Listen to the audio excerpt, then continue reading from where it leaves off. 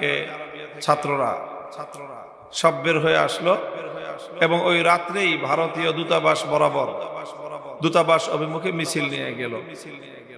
সেখানে ছাত্রদের উপর ব্যাপক হামলা হলো, বহু ছাত্র আহত হয়ে মাদ্রাসায় ফিরে আসলো। পরের দিন ফজরের নামাজ পড়েই আমরা আবার মাঠে বের হলাম। সারাদিন চলল। এর কয়েকদিন পরেই শাইখুল হাদিস আল্লামা আজিজুল হক রহমতুল্লাহ আলাইহি বাবরি মসজিদ নির্মাণ করার জন্য ভারতের অযোধ্যা অভিমুখে লং মার্চের ঘোষণা দিলেন যে আমরা বাংলাদেশ থেকে গিয়ে বাবরি মসজিদ আবার পুনর্নির্মাণ করব। এটা একটা আন্দোলন ছিল, একটা জাগরণ ছিল। আলহামদুলিল্লাহ সেই লং মার্চে অংশগ্রহণ করার সুযোগ সৌভাগ্য আমার হয়েছে, ইতিহাসের অংশ আমরা হয়েছি। 1993 সালের জানুয়ারি মাসের 2 তারিখ ঢাকার প্রাণকেন্দ্র বাইতুল মোকাররম মসজিদের দক্ষিণ গেট পল্টন চত্বরে মহা সমাবেশ হলো। সেখান থেকে লক্ষ জনতা রওনা করলাম আমরা অযোধ্যার উদ্দেশ্যে। গাবতলী পর্যন্ত পায়ে হেঁটে যাওয়া হলো। সেখান থেকে গাড়ি ঘোড়ায় করে তারপরে একেবারে 2 দিন পর জানুয়ারির 4 তারিখ আমরা মিলিত হলাম যশোরে গিয়ে। যশোরের কেন্দ্রীয় বাস স্ট্যান্ড যেখানে, ওখানে চোখ যত দূর পর্যন্ত যায় শুধু মানুষ আর মানুষ। সেখান থেকে অযোধ্যার উদ্দেশ্যে পায়ে হেঁটে রওনা করলাম শাইখুল হাদিস আল্লামা আজিজুল হক রহমতুল্লাহ আলাইহির নেতৃত্বে। আন্তর্জাতিক মিডিয়া লিখেছিল সেই দিন 5 থেকে 7 লক্ষ লোক সেই লং মার্চের কাফেলায় শরীক হয়েছে। মুখে ছিল কালিমা, অন্তরে ছিল প্রেরণা, শাহাদাতের তামান্না নিয়ে আল্লাহর ঘর বাবরি মসজিদ আবার পুনর্নির্মাণের জন্য সেই ইমানি কাফেলা যাত্রা করলো। সকাল থেকে সন্ধ্যা পর্যন্ত 16 মাইল পথ এই লক্ষ লক্ষ মানুষ পায়ে হেঁটে গেছে ঝিকরগাছা পর্যন্ত। সেখানে অ্যাটাক হলো, সেখানে গুলি চলল, 2 জন ভাই শাহাদাত বরণ করলেন। বাবরি মসজিদ লং মার্চ ওই জায়গায় গিয়ে সমাপ্ত হলো। লং মার্চ সমাপ্ত হয়েছে, কিন্তু বাবরি মসজিদ প্রতিষ্ঠা করবার যেই চেতনা, যে প্রেরণা, যে উদ্দীপনা, সেটা সেখানে শেষ হয়নি। শাইখুল হাদিস আল্লামা আজিজুল হক রহমতুল্লাহ আলাইহি ঘোষণা দিয়েছিলেন যে আমরা সেই অযোধ্যায় বাবরি মসজিদের জায়গায় সেটাকে পুনরুদ্ধার করে আবার সেখানে বাবরি মসজিদ পুনর্নির্মাণ করবার এই সংগ্রাম এবং এই আন্দোলন আমরা অব্যাহত রাখবো। হযরত শাইখুল হাদিস রহমতুল্লাহ আলাইহি তখন ঘোষণা দিয়েছিলেন যে ঢাকায় আমরা একটা বাবরি মসজিদ কমপ্লেক্স করব। সেই কমপ্লেক্স করার জন্য উনি চেষ্টা করেছিলেন, কিন্তু শেষ পর্যন্ত বিভিন্ন কারণে সেটা বাস্তবায়ন করা সম্ভব হয়নি। হযরত শাইখুল হাদিস আল্লামা আজিজুল হক রহমতুল্লাহ আলাইহির সেই স্বপ্ন পূরণ এবং এই যে উপমহাদেশ জুড়ে, গোটা ভারতবর্ষ জুড়ে হিন্দুত্ববাদী যে আগ্রাসন, ইসলাম এবং মুসলমানদের বিরুদ্ধে তারা যে ঘৃণ্য আক্রমণ পরিচালনা করেছে, তার প্রতিবাদ অব্যাহত রাখার নিয়তেই আমরা 2019 সালে ঘোষণা করেছি যে আমাদের এই ঢাকার পশ্চিম প্রান্তে কেরানীগঞ্জের কলাতিয়ায় জামিয়াতুত তারবিয়া আল ইসলামিয়ার জন্য নির্মিতব্য এই বিশাল ক্যাম্পাস, প্রায় ইতিমধ্যে 8 একর এরিয়া নিয়ে এই জামিয়ার কার্যক্রম হচ্ছে, ক্যাম্পাস গড়ে উঠছে। এখানে যে মসজিদটি নির্মাণ হবে, এই মসজিদটি বাবরি মসজিদের নামে, এবং আমরা চেষ্টা করব যে আধুনিক যুগের স্থাপত্যের নকশার সাথে বাবরি মসজিদের 3 গম্বুজের নকশাকে যে কোনোভাবে অ্যাকোমোডেশন করে আমরা এমনভাবে একটা মসজিদ নির্মাণ করব যাতে শুধু একটা মসজিদ নয়, এটা বাবরি মসজিদের চেতনাকে প্রজন্ম থেকে প্রজন্ম পর্যন্ত, আমাদের সন্তানদের পর্যন্ত, পরবর্তী প্রজন্ম পর্যন্ত এই চেতনাকে জাগ্রত রাখবে। এবং এখান থেকে এই শিক্ষা ভারতবর্ষের মুসলমানরা পাবে যে আমাদের এই মসজিদ আবার আমাদেরকে পুনরুদ্ধার করতে হবে। আমরা জানি যেখানে একবার শরঈভাবে ইসলামী শরিয়াতের আলোকে মসজিদ নির্মাণ হয়ে যায়, কিয়ামত পর্যন্ত মসজিদের জায়গায় অন্য কোনো কাজ করা যায় না। কারণ সেটা আল্লাহকে সেজদা করার জন্য সেটা চূড়ান্তভাবে নির্ধারিত। মসজিদ যেখানে হয়ে যায় সেখান থেকে আসমান পর্যন্ত, জমিনের উপর হলে সেই জমিনের নিস্তবক পর্যন্ত পুরাটাই আল্লাহর ঘর, মসজিদ হিসেবে সেটা আল্লাহর দরবারে সেটা চূড়ান্ত হয়ে যায়। কিন্তু নির্মমভাবে সেই বাদশাহ বাবরের, যিনি মুঘল সাম্রাজ্যের প্রতিষ্ঠাতা ছিলেন, তার হাতে নির্মিত এই বাবরি মসজিদের, তার নামে বাবরি মসজিদ, সেটা 500 বছর পুরনো, সেটাকে কাল্পনিক এক কাহিনী দাঁড় করায়। কোথায় কার রামের জন্মভূমি, সম্পূর্ণ অবাস্তব, ঐতিহাসিকভাবে সম্পূর্ণ মিথ্যা বানোয়াট একটা তথ্যের ভিত্তিতে মুসলমানদের উপর এবং মুসলমানদের ঘর, আল্লাহর ঘর বাবরি মসজিদকে ধ্বংস করার জন্য গোটা রাষ্ট্রযন্ত্র শেষ পর্যন্ত তাদের আদালতকে ব্যবহার করে তারা সেখানে আল্লাহর ঘর শহীদ করে দিয়ে রাম মন্দির নির্মাণ করেছে। আমরা যখন 2020 সালে এখানে বাবরি মসজিদ নির্মাণ করার ঘোষণা দেই, শাইখুল ইসলাম আল্লামা আহমদ শফি রহমতুল্লাহ আলাইহি এখানে আসার কথা ছিল এর ভিত্তিপ্রস্তর স্থাপন করার জন্য। এই ঘোষণা দেওয়ার সাথে সাথে গোটা বাংলাদেশ জুড়ে তোলপাড় সৃষ্টি হয়ে যায়। তৎকালীন সময়কার সরকার, প্রশাসন, মন্ত্রী, এমপি, গোয়েন্দা সংস্থার লোকজন সবার মাথা খারাপ হয়ে যায়, যেটা কি হইতেছে এখানে। শুধু আমাদের দেশ না, স্বয়ং ভারতে পর্যন্ত এটা নিয়ে তোলপাড় হয় যে আবার নতুন করে 93 সালে একবার মামুনুল হকের আব্বা বাবা শাইখুল হাদিস রহমতুল্লাহ আলাইহি বাবরি মসজিদ নির্মাণ করার জন্য লং মার্চ করেছিলেন, সারা দুনিয়া আলোড়ন হয়েছিল। আবার নতুন করে এখানে কলাতিয়ায় বাবরি মসজিদ হবে, সেটাকে কেন্দ্র করে নতুন আবার কোন সংগ্রাম দানা বেঁধে উঠে, এটা নিয়ে তারা বাংলাদেশ এবং ভারত সরকার সব এটা নিয়ে তারা তোলপাড় হয়ে গেল, ষড়যন্ত্র শুরু করলো। এবং সেই ষড়যন্ত্রই শেষ পর্যন্ত 2021 সালে এসে চরম নির্যাতন আকারে আমাদের উপর চেপে বসলো। আমরা জেল জুলুম সহ্য করেছি, হুলিয়া বহন করেছি, মামলা মুকদ্দমায় জর্জরিত হয়েছি, কিন্তু আল্লাহর মেহেরবানি আমরা আমাদের শপথ এবং আমাদের ইচ্ছা এবং অভিপ্রায় বাস্তবায়নের পথ থেকে এক চুল পরিমাণ সরে দাঁড়াইনি। আলহামদুলিল্লাহ, আল্লাহর মেহেরবানি। আপনাদের সকলের কাছে দোয়া চাই, আল্লাহ যেন আমাদের এই যে চেতনার বাতিঘর প্রতিষ্ঠার যে উদ্যোগ আমরা নিয়েছি, এই উদ্যোগটাকে যেন আল্লাহ পাক সফল কাম করেন ইনশাআল্লাহ। এর মধ্যে আমরা দেখতেছি ভারতের মুর্শিদাবাদে একটা বাবরি মসজিদ নামে নির্মাণ করার ওনার উদ্যোগ নিয়েছেন। কিভাবে সেখানে লক্ষ লক্ষ মুসলমানরা এমন ভাবে এই বাবরি মসজিদের চেতনাকে সংরক্ষণ করার জন্য তারা ঝাঁপায়ে পড়েছে, গোটা ভারতের হিন্দুত্ববাদ থরথর করে কেঁপে উঠেছে। অনেকে নানা রকম কথা বলতেছে যে এটার মাধ্যমে হিন্দুত্ববাদীদেরকে আবার উস্কানি দেওয়া হচ্ছে। আমার আল্লাহর ঘর শহীদ করে দিবে, 500 বছরের পুরানো মসজিদকে তারা কাল্পনিক কাহিনীর মাধ্যমে, বিচার বিভাগীয় তামাশার মাধ্যমে ধ্বংস করবে। আর মুসলমানরা বুঝি আল্লাহর ঘর মসজিদকে পুনর্নির্মাণ করার সত্যিকার চেতনাকে ধারণ করবে না। সমস্ত মুসলমান শাহাদাত বরণ করতে পারে, কিন্তু এইভাবে অন্যায়ের সামনে তারা মাথা নত করতে পারে। কাজেই এটা আমাদের সংগ্রাম, এটা আমাদের শপথ, এটা আমাদের অঙ্গীকার যে আমরা আজ না হয় কাল, আমরা এই বছর না পারি আগামী বছর, যুগ পার না পারি আমরা শতাব্দী কাল পরেও হলেও ইনশাআল্লাহ বাবরি মসজিদকে আবার তার যথাস্থানে পুনর্নির্মাণ করেই ছাড়বো। আমরা না পারলে সন্তানদেরকে ওসিয়ত করে যাব, তারা না পারলে তাদের সন্তানদেরকে ওসিয়ত করে যাবে। ফিলিস্তিনের মুসলমানরা যেভাবে মসজিদে আকসাকে রক্ষা করার জন্য দশকের পর দশক ধরে রক্ত দিয়ে যাচ্ছে, ইনশাআল্লাহ এই পাক ভারত উপমহাদেশের দক্ষিণ পূর্ব এশিয়ার মুসলমানরাও এই উপমহাদেশের মসজিদে আকসা বাবরি মসজিদকে পুনরুদ্ধার করার জন্য তাদের যা করতে হয় তারা তাই করবে ইনশাআল্লাহ।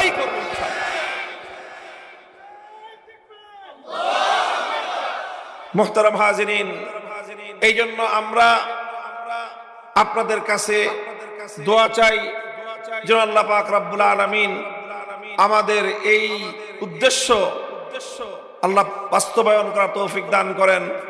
এটাকে যেন আল্লাহ পাক তার দ্বীনের জন্য এই উপমহাদেশে ইসলাম এবং মুসলমানদের জাগরণের একটা প্রতীক হিসেবে, মাইল ফলক হিসেবে যেন আল্লাহ পাক কবুল করেন। ইতিমধ্যে আলহামদুলিল্লাহ মসজিদ যেই জায়গাটায় আমরা প্রাক্কলন করেছি, আমরা যেখানে প্ল্যান করেছি মসজিদ যেই জায়গাটায় হবে আমাদের এই স্টেজের পেছন দিকে, তো আলহামদুলিল্লাহ তার প্রায় মূল জায়গা যেটুকু নিয়ে আমরা খুব আতঙ্কিত ছিলাম, শঙ্কিত ছিলাম।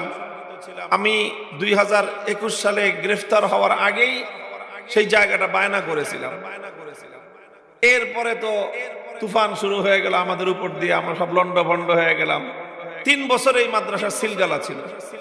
এই মাদ্রাসায় আমাকে গ্রেফতার করার পরে পুলিশ রেড দিছে, দিয়ে এখানে মাদ্রাসার ছাত্র, শিক্ষক, স্টাফ চা পেয়েছে। মাদ্রাসা বন্ধের সময় ছিল রমজান মাস, সবাইকে গ্রেফতার করে নিয়ে গেছে। 3 বছর পর্যন্ত মাদ্রাসা সিলগালা ছিল।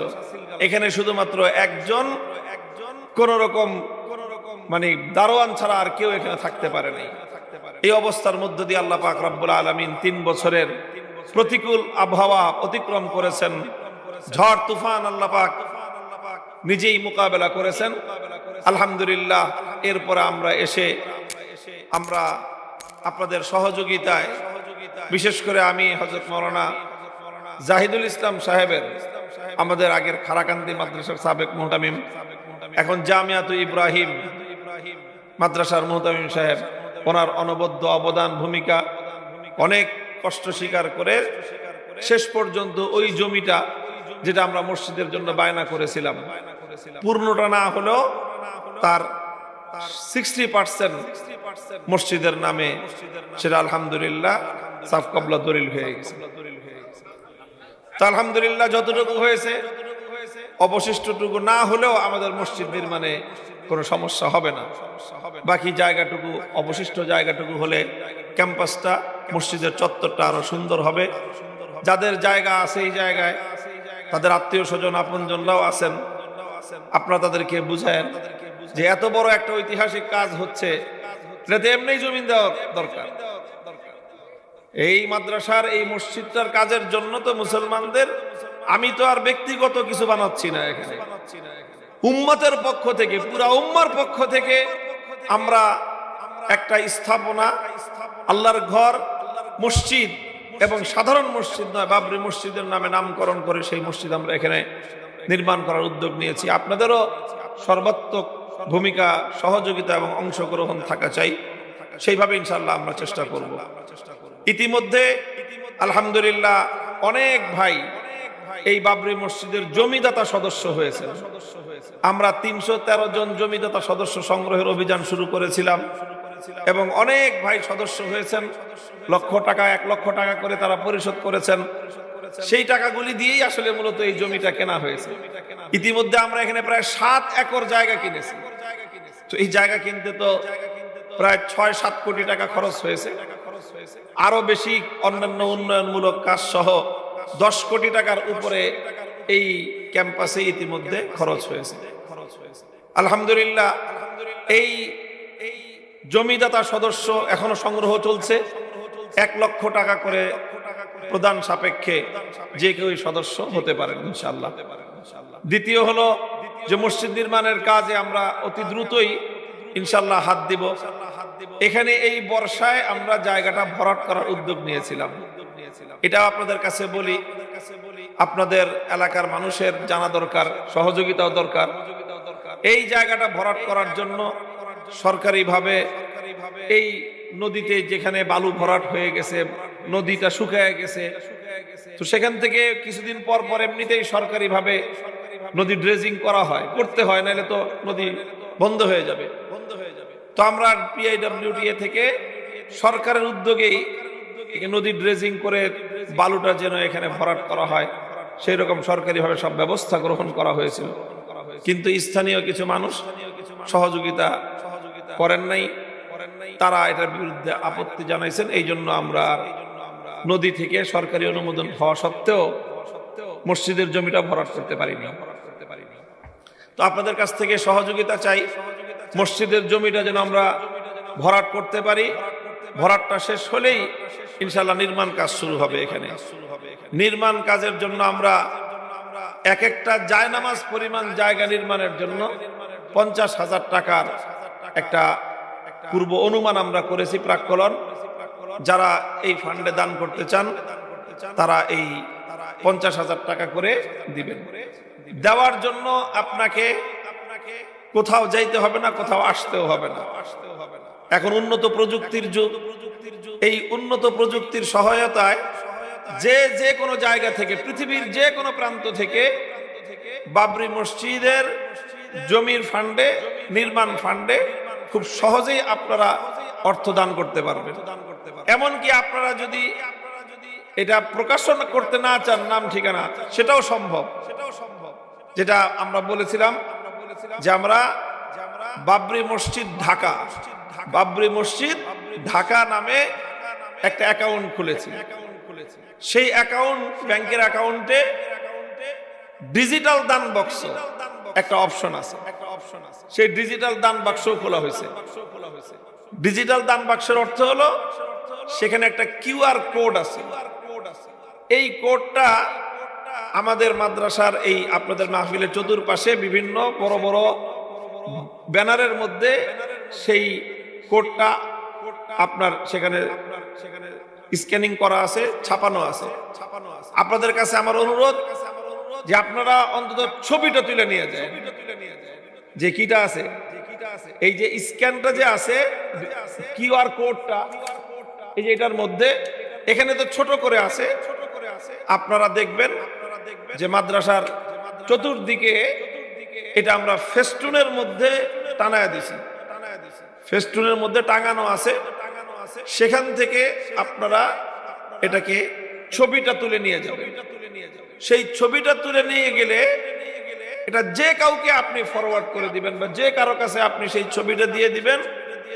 কিউআর কোডটা সে স্ক্যান করলেই এটা, আজকাল মোবাইল ব্যাংকিং এর, সবাই মোবাইল ব্যাংকিং করি আমরা, যে কোনো ব্যাংকের যে অ্যাপস থাকে সেই অ্যাপস থেকে কিউআর কোড স্ক্যান করলে অথবা বিকাশ, নগদ, রকেট এই জাতীয় অ্যাকাউন্ট যাদের আছে সেখানেও কিউআর কোড স্ক্যান করার একটা অপশন থাকে। সেই স্ক্যান করলেই বাবরি মসজিদের অ্যাকাউন্ট সেখানে শো করবে।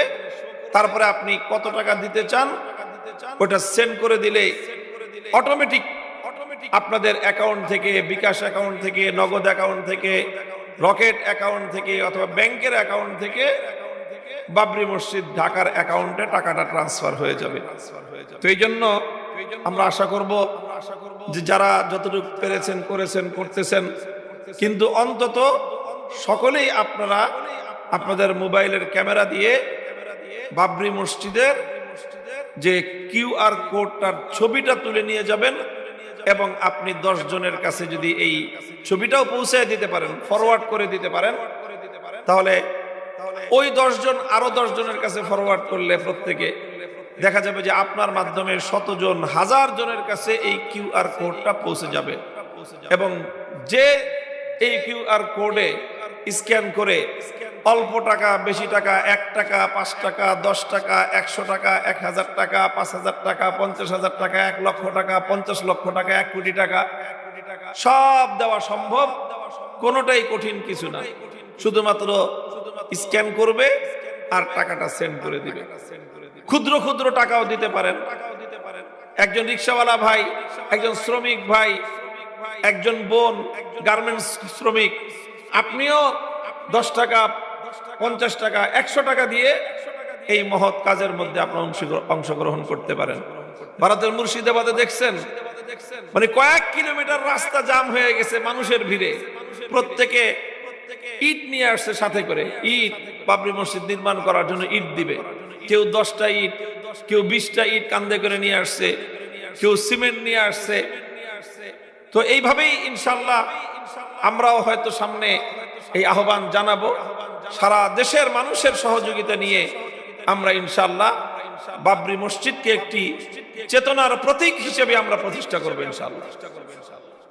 আল্লাহ পাক রব্বুল আলামিন আপনাদের সকলকে কবুল করুন, তৌফিক দান করুন। আমার আখেরি আরজ আবারও আপনাদের কাছে থাকলো যে আপনারা অন্তত এই কিউআর কোডের ছবিটা তুলে নিয়ে যার যার জায়গা থেকে আপনাদের বন্ধু বান্ধব এবং আপনজনদের কাছে দাওয়াতটা পৌঁছে দিবেন। আল্লাহ পাক রব্বুল ইজ্জত জামিয়াতুত তারবিয়ার আজকে এই দস্তরবন্দি মাহফিলকে আল্লাহ কবুল করেন। সকালে সামনে বসে পড়েন, দুরূদ শরীফ পড়েন, এখন দোয়া করে দেবেন সব। আল্লাহুম্মা সাল্লি আলা মুহাম্মাদিন ওয়া আলা